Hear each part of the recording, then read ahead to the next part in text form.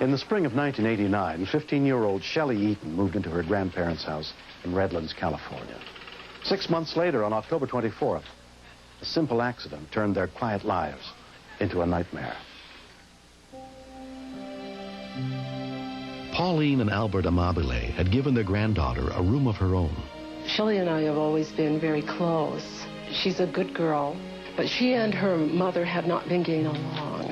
And we just all felt that she would be better living with me for a while.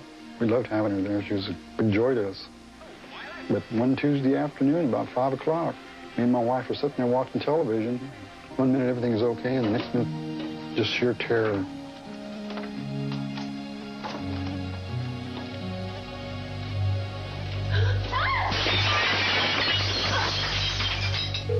The call for help came in at 5:17 p.m. Fire department. I need an ambulance. Please hurry. Debbie Whitlam took the call. What's the problem there? My granddaughter has almost cut her arm off. How'd she do that? We're bleeding profusely. How did she do that? I don't know. How old is she? She's 16. She's 16? Okay, what is she doing right now? Where's she at? She's in the kitchen. We have a towel wrapped on it. You do have a towel wrapped around it? Blood is gushing out of it. She was bleeding to death. Okay, The right arm was cut to the bone, and it was cut so severely there was no way you could even hold the arm together. Okay, ma'am, what you need to do is put a clean towel around it and hold direct pressure on it. Lacerated arm, 801. From the nearest fire station, paramedic Rick Linsky and his partner responded. We got the dispatch as a laceration of the arm. We were probably out of the station within 20 seconds. Are you alone with her? No, my husband. And she kept telling my husband, Grandpa, I'm going to die. And she knew it. But it was hard. Oh, God, please hurry. The people next door came running over, and they came and they got the towels, and they said, hold the towel, wrapped around her like a tourniquet. And that still didn't even help. The blood was still gushing out. Ma'am? It was unbelievable. What is happening? What is happening? What is happening there? Oh, I don't know. Oh, God. Lay her down and raise her arm up. Is that her? What? Is that her screaming? Yes. Okay, and she's on the floor right now? Yeah, she's on the floor. Okay, what is she doing? Is she conscious still? She's still conscious, but she's covered in blood. Okay. Ma'am, I know, and it's going to be all right. No, it isn't. She's a bleeder. That's No, she's not. They're on the way. It's going to be all right. Oh, God. They are on the way. They are on the way. Stop. They've got to hurry. Where's she at right now? They're here. We were a little surprised to see people out in the street flagging us down and so forth, and we weren't expecting anything real serious. We were assuming that it was going to be a laceration of the arm versus partial amputation of both arms. She looked extremely pale. There was a lot of bleeding, a lot of blood coming from both arms, and she was losing it quickly.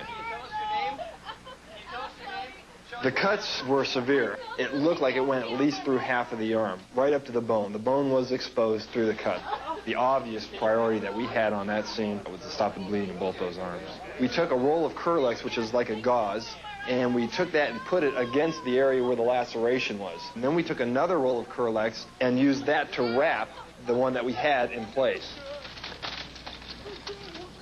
We have what we call a trauma score. Certain information we have to give to the hospital so that they can make a determination on which hospital she goes to and what type of treatment she's gonna require. Respiratory rate is 20.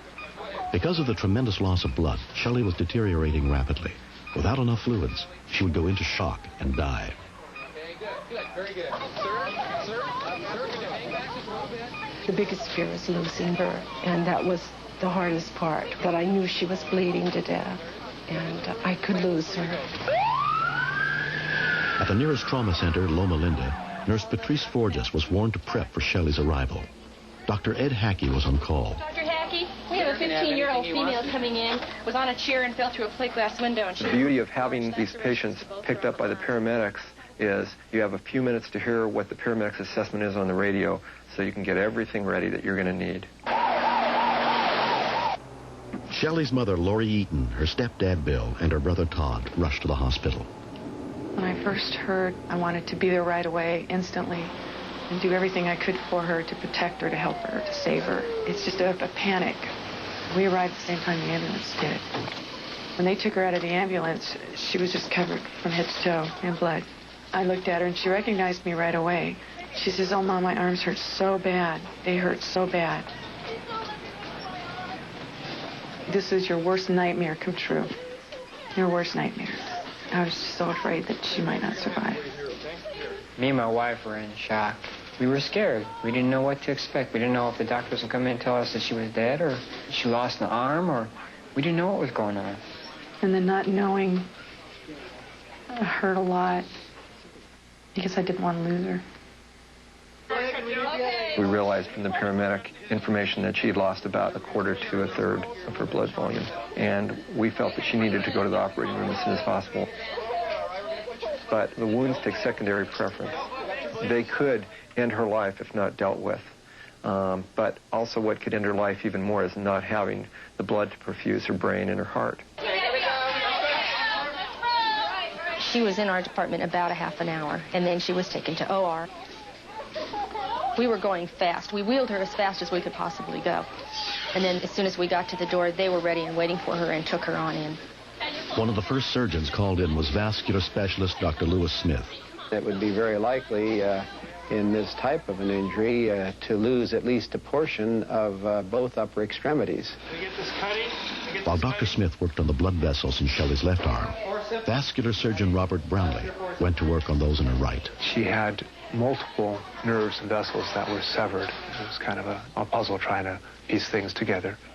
We found that she had severed both of the main arteries. This required a reconstruction where we had to take a vein from her leg and use that vein to interpose the section of the artery that was missing. As soon as they repaired the circulation, orthopedic surgeon Robert Unseld was brought in to try to restore the use of her arms. The anesthesiologist told me that he'd never seen someone who had lost that much blood still be alive. Dr. Unseld concentrated first on the right arm, which had been nearly cut in half. She had cut 2 out of the 3 major nerves that go to her arm. And this is probably the hardest part of the surgery. It's sort of like if you have a big cable like a telephone line, you cut it. You can't just glue it back together. You have to try to line up the wires so that house A goes to house B like it used to go. Using advanced techniques of microsurgery, the 15-hour operation was completed. The next time I woke up, I was in ICU, and I didn't realize where I was. And when I looked up, all I could see was like 6 bags of blood, and they're all going into my feet, and I'm going, and IVs are going into my neck, and I'm going, oh my gosh, what's happened to me? What's happened to me? Within 3 weeks, Shelley's left arm was almost normal. Doctors expect she'll eventually regain 90% mobility in her right. Until then, she's forced to be left-handed. But I've learned to button buttons and snap and tie, so I can do everything with my left hand practically, except for right, which I'm still working on.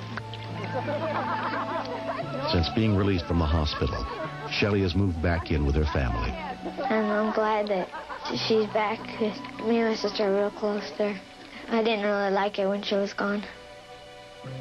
This has changed all our lives. Shelley and I had argued about boundaries and curfews, but now that this has happened, there is nothing that we can't work out or deal with or anything else that comes along that we couldn't handle together. People think they're lucky when they win the lottery. No, I think I'm lucky to have my life.